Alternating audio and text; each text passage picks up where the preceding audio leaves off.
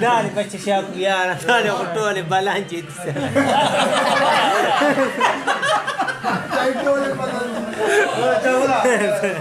اچھا زه به یو شعر ورته ډالۍ کړم پرېږده نن بیا ووایه بیا یو نظم ده د فرمان بای په فرمایش باندې او ورسره ټولو اجمل بای په فرمایش باندې او ورسره ټولو ملګرو په فرمایش باندې پرېږده نن ویر جوړوم د چا تصویر جوړوم نری پوزه جوړوم نرمې شونډې جوړوم غټې سترګې جوړوم بڼې تیر جوړوم پرېږده نن ویر جوړوم پرېږده نن ویر جوړوم د چا تصویر جوړوم نری پوزه جوړوم نرمې شونډې جوړوم غټې سترګې جوړوم بڼې تیر جوړوم پرېږده دارې وجونه پرېږدم تا عاجزي خوښه ده دا محلونه پرېږدم تا سادګي خوښه ده بیا بدشایي څه کوم ځان نه فقیر جوړوم پرېږده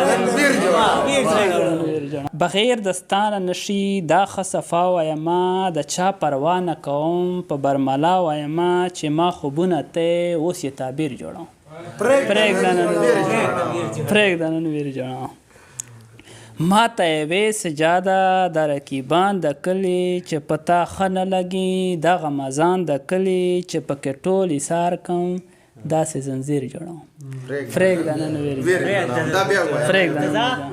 ما ته یوې سجاده د رقیبان د کلي چې په تا ښه نه لګي دغه مزان د کلي چې پکې ټول ایثار کوم داسې زنځیر جوړوم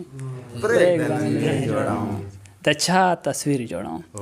شعرونه خو بس ذهن چې نور ضرورت نشته ځکه چې یو شعر دا چې فرمان به په خپله ووایي که نه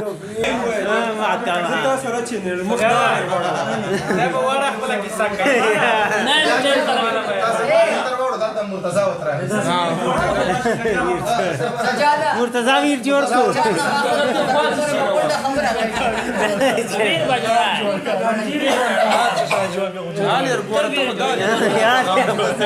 دا دې بچه شاکو یاره دا دې خو ټولې بلانجې دي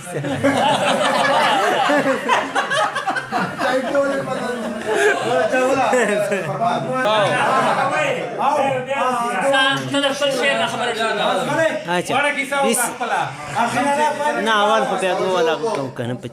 بسم الله الرحمن الرحیم ایاک نعبد و ایاک نستعین اچھا ماشاءالله زه دې دا ټولو ناول د مرتضی ګل اشفاق صاحب او رجا صاحب بل موږ مهمان خصوصي سجاد صاحب دا موږ مهمان خصوصي دا د موږ سره دا ټولو سره شرکت وکړ اچھا یو شعر به ووایو اچھا زه به یو شعر ورته ډالۍ کړ د ټول مرګرو ته مسافر وته وتای مینا که پیغور شي که انظام شي مینا مینا وي مینا که پیغور شي که انظام شي مینا مینا وي خیر ده که سړی پکې بدنام شي مینا مینا وي مینا که پیغور شي که انظام شي مینا مینا وي خیر ده که سړی پکې بدنام شي مینا مینا وي ناست یم په چمن کې سره ګلونه مې ملګري دي 16 سال بعده ناست یم په چمن کې سره ګلونه مې ملګري دي خیر ده که ته نوې ستا یادونه مې ملګري دي بس پروګرام ختمو انشاءالله بیا ملویږو که زندگی وي خیر وي